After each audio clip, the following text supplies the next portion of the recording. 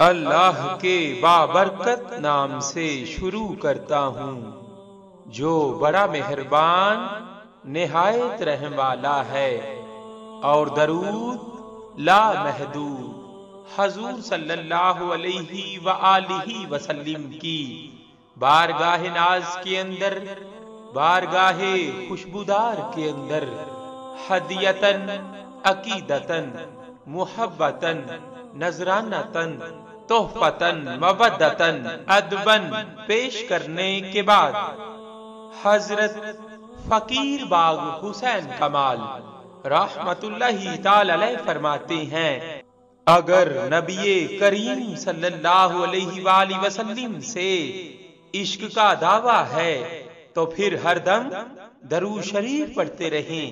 گھر میں بیٹھی ہیں، ارد گرد لوگ باتیں کر رہے ہیں، تب بھی پڑھ سکتی ہیں۔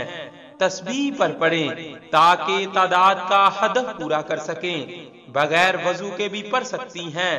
اللہ تعالیٰ نے ایک مخلوق بنائی ہوئی ہے کہ آپ کے منہ سے درود شریف نکلتا ہے اور وہ لے جاتے ہیں۔ کچن میں کھانا بنا رہی ہیں یا کام کاج میں مصروف ہیں تو تسبیح رکھنا مشکل ہے، اس وقت زبانی پڑھتی رہیں۔ دوسرا بات کر رہا ہو تو کان سے سنیں اور زبان سے درود شریف پڑھتی رہیں۔ دوسروں کی پرواہ نہ کریں کہ کوئی کیا کہے گا کہ تسبیح پکڑی ہوئی ہے، آپ کہیں کہ اس لیے پکڑی ہے تاکہ آپ کو بھی سبق ملے، آپ بھی اس کام کو کریں۔ آدمی کو بولڈ ہونا چاہیے۔